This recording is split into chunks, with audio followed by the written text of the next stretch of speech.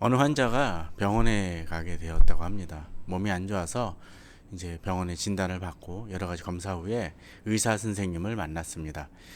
그 의사 선생님이 몸이 안 좋아서 오래 못 사실 것 같다.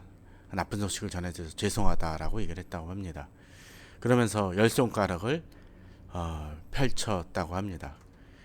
그러자 그 환자가 제가 10개월 산다는 말씀이십니까? 라고 얘기를 하니까 고개를 설레설레 흔듭니다. 그러면 열흘이요? 또 고개를 설레설레 흔듭니다. 그러더니 의사가 열, 아홉, 여덟, 일곱, 여섯. 물론 이런 의사는 없고 또 어느 병도 이렇게 급박하지는 않을 것입니다. 그러나 이 의사와 환자의 그 우스개 이야기처럼 어쩜 우리들은 위기를 닥치고 위기가 바로 내 코앞에 있음에도 불구하고 제대로 인식하지 못하고 또 그 위기 속에서 제대로 대처하지 못하고 살아가는 것은 아닌지 좀 어떤 때는 그런 생각이 좀 듭니다. 개인적인 문제일 수도 있겠고 어떤 때는 기업이라든지 교회 문제일 수도 있겠고 어떤 때는 나라의 문제일 수도 있을 것입니다. 사실 지금 코로나가 다시 대유행을 타고 있는 듯 합니다.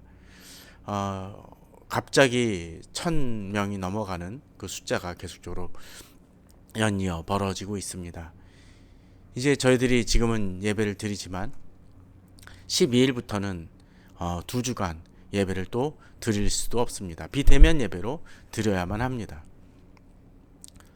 사람들은 괜찮아졌겠다라고 생각을 했었지만 이제는 좀 나았고 이제 좀 이번 여름에는 휴가도 가고 이제 놀지도 못했던 것을 좀 놀 수 있는 기회가 오겠다 싶었는데 갑자기 모든 상황이 악화되어지고 평소에는 별로 이 코로나에 대해서 마스크만 쓰면 되지라고 쉽게 생각했던 분들도 어떤 분들은 이 부분이 정말 심각하구나, 자기도 위험할 수 있겠구나라는 생각으로 두려워하시는 분들도 주변에 보곤 합니다.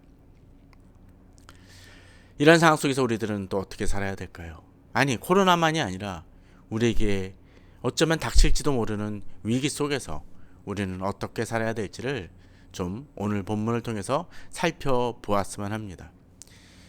유통기한은 위에만 있는 것이 아닙니다. 우리들 삶의 곳곳에서 우리가 놓침을 통해서, 우리 유통기한을 놓침을 통해서 어쩌면 우리가 위기를 더 가속화시키고 벗어날 수 있는 기회가 있음에도 불구하고 놓쳐서 오히려 우리가 더 위험한 지경으로 빠져들고 있는 것은 아닌지 좀 살펴보아야 한다는 생각을 해봅니다.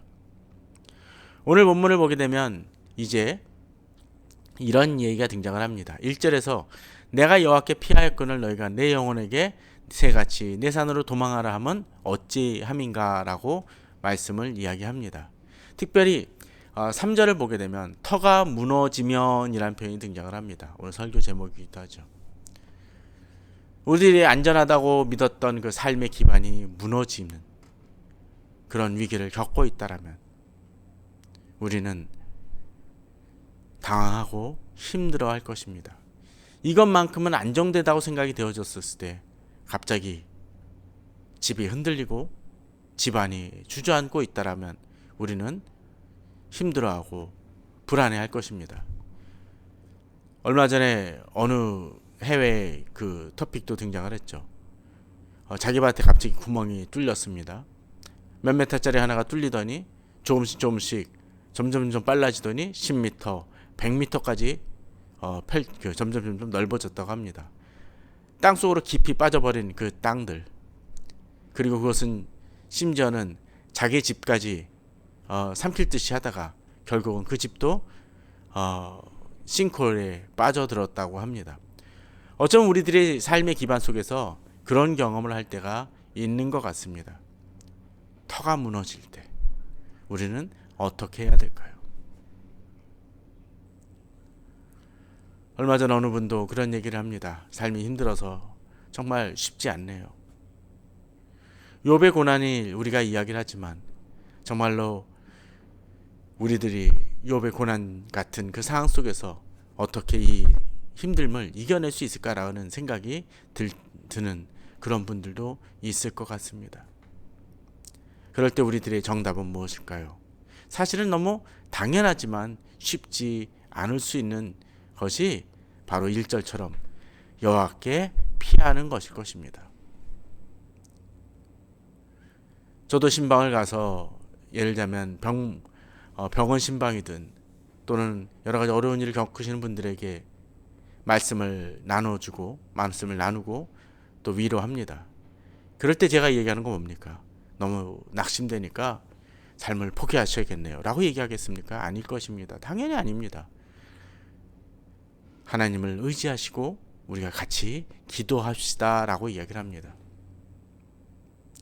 그러나 실제로 정말로 그렇게 한다는 것은 쉬운 일은 아닙니다. 또 우리가 그렇게 권면했다 할지라도 사실상 그분의 고통과 위험 속에서 위험을 제가 다 이해하지 못하는 상황이라면 사실 이 여호와께 피하라는 이야기는 쉽지 않은 얘기가 됩니다. 여호와를 의지하고 나아간다는 것은 쉬운 일이 아닐 것입니다.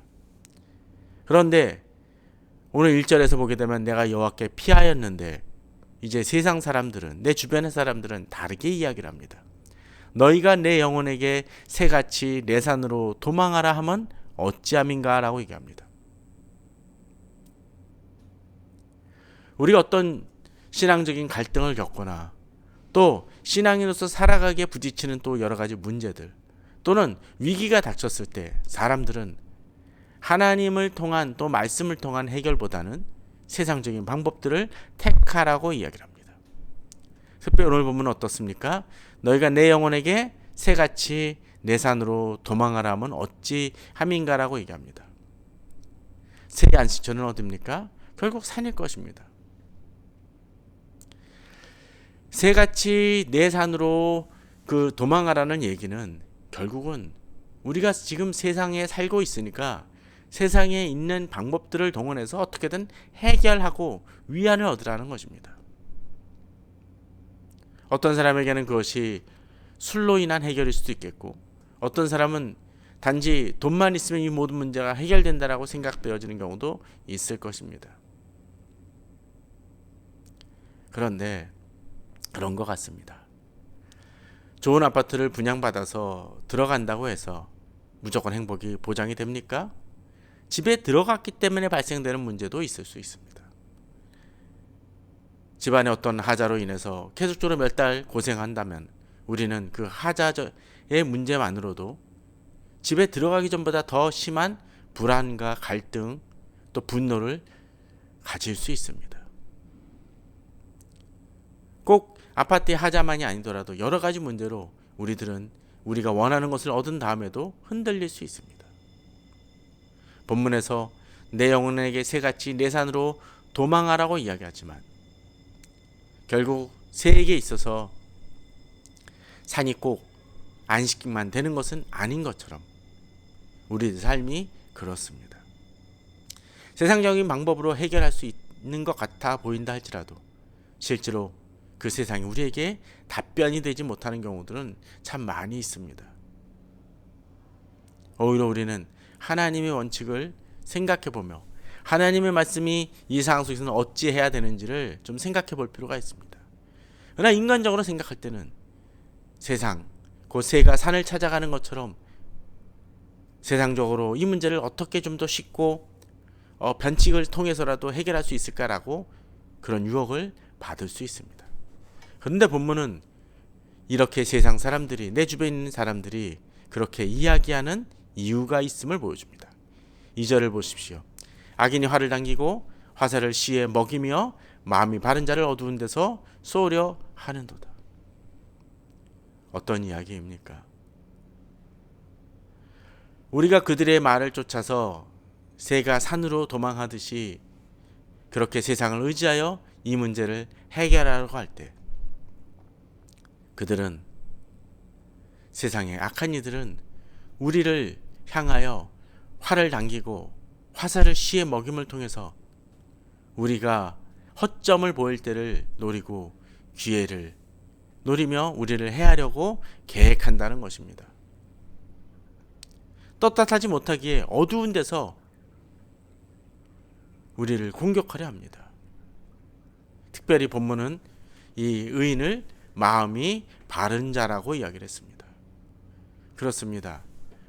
어떤 때 세상은 우리에게 조언을 하는 것 같지만 그 조언이 우리를 위한 것이 아니라 자기들의 안전을 위하고 자기들의 이득을 위하며 할 때가 많습니다.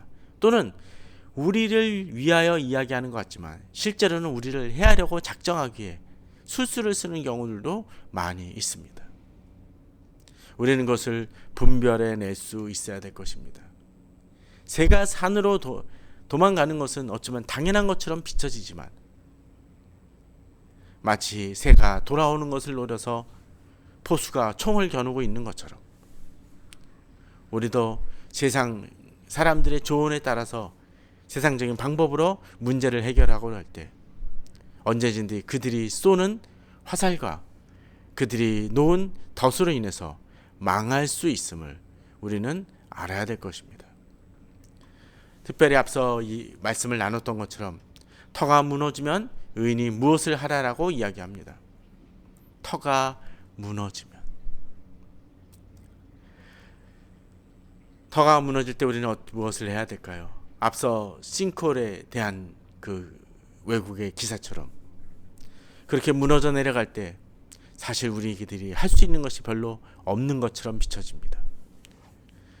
우리 할 수 있는 것이 없다고 느껴질 때 우리는 세상적인 방법을 동원하고 그것을 쫓으려 합니다. 그러나 우리가 의지하는 세상 것들이 사실은 그 터라는 것들이 그렇게 약하고 불안한 모습을 지니고 있는 것이 경우가 많습니다. 우리가 지난 10번을 통해서 이 애굽에서 일어났던 10가지 재앙을 다루는 것처럼 그 10가지 재앙 속에서 하나님은 이 바로에게 애굽에서 섬기고 있는 이런 다양한 신들이 그들에게 아무 쓸모 없다라는 것을 10가지 재앙을 통해서 보여주신 것입니다. 우리도 어쩌면 그럴 것입니다. 우리들이 의지하는 터가 무엇인지를 생각을 해봐야 될 것입니다. 여기서 터는 복수입니다. 이 시대는 터가 무너진 것들이 얼마나 많습니까? 내가 의지하는 한 가지 것만이 아니라 여러 가지 것들이 종합적으로 우리에게 우상이 되어질 수 있고 신이 될 수가 있습니다. 그러나 그것을 택할 때 우리는 실패할 것임을 얘기해 줍니다. 지금 내가 어떤 모습으로 주님 앞에 서 있는지, 또 내가 지금 디디고 있는 곳이 그저 세상의 터에 그쳐 있는 것은 아닌지 돌아봐야 될 것입니다. 그런데 오늘 본문은 4절에서 여호와께서는 그의 성전에 계시고 여호와의 보좌는 하늘에 있음이라고 말씀하십니다. 이것은 앞서 터가 무너지는 그런 세상 속에서 우리가 혹시 살아가고 있다면 우리는 세상이 우리에게 제공하는 터가 아니라 하나님이 우리에게 허락하신 터, 곧 하나님의 성전으로 나아가고자 하는 모습을 보여야 된다는 것입니다. 단순히 이것은 교회에 나가고 교회 예배에만 열심히 빠지지 않고 출석하면 된다라는 얘기를 드리는 것이 아닙니다. 하나님은 어디 계십니까? 4절에 하면 여호와께서는 그의 성전에 계시다라고 되어 있습니다. 우리가 진정으로 터가 무너질 때 무엇보다도 주님을 찾아야 될 이유가 여기에 있습니다. 주님께 기도해야 될 이유가 여기에 있습니다. 세상의 터는 무너지고 불안하고 많은 문제를 가지고 있지만 하나님의 성전은 그렇지 않다라는 겁니다. 그리고 그 하나님의 성전은 이 세상에 있는 것이 아니라 하늘에 있고 또 하나님이 우리의 인생을 통촉하시기에 돌아보시기에 우리는 그 하나님께 의지하여 나아갈 때 우리의 문제를 극복할 수 있게 된다는 것입니다. 우리는 그런 부분들을 돌아보아야 될 것입니다. 진정 내가 어느 터 위에 있는지를 돌아볼 때 우리는 달라집니다. 세상의 터가 아니라 우리의 인생을 돌아보시고 통촉하시는 그 하나님께 우리의 모든 문제를 맡기며 나아가야 할 것입니다. 그런데 이렇게 무조건 하나님 터 위에 섰다라고 하나님의 은혜를 받습니까? 5절에서 7절은 그것이 아님을 얘기해 줍니다.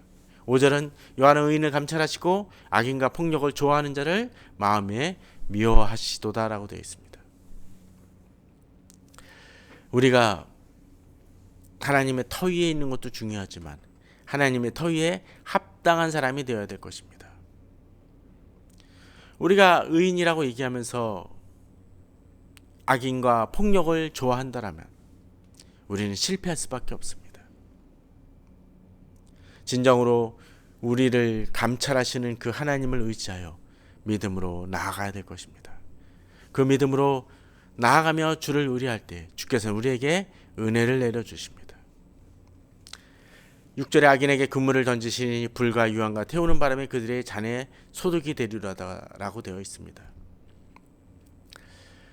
우리가 하나님을 바라보면서 여러 가지 우리가 열심히 노력하며 얻고자 하는 것이 있을 수 있습니다.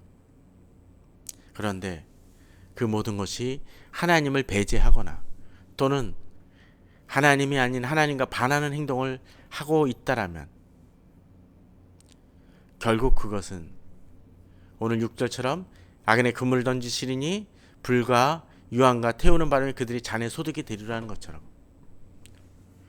우리가 주를 제대로 바라보지 못한다라면 결국 우리들이 악인이며 또 불과 유황과 태우는 바람이 우리들이 가진 것을 살라버릴 것이라는 것을 우리는 알아야 될 것입니다. 또한 7절은 여호와는 의로서 의로운 일을 좋아하신다고 되어 있습니다. 우리가 여호와의 터 위에 서 있기 위해서는 우리 자신이 하나님 말씀에 바로 서야 됩니다. 또 그 말씀을 바로 서는 것만이 아니라 그 말씀대로 살아가고자 하는 노력이 있어야 될 것입니다. 우리가 그러할 때 하나님 우리들에게 더욱더 놀라운 복을 내려주실 것이며 우리 간구에 응답하시고 축복하실 것입니다. 세상의 터는 무너져 우리를 힘들게 한다 할지라도 그 터 위에서 다시 일어나 하나님께 나아가는 그 믿음과 본을 보일 때 주님은 우리들에게 놀라운 축복을 허락하실 것이고 결코 흔들리지 아니하는 하나님의 터를 우리에게 제공하시며 믿음으로 나아가도록 이끄실 것입니다. 그러한 믿음으로 나아가시는 우리 성도님들 되시기를 주님의 이름으로 축원합니다. 감사합니다.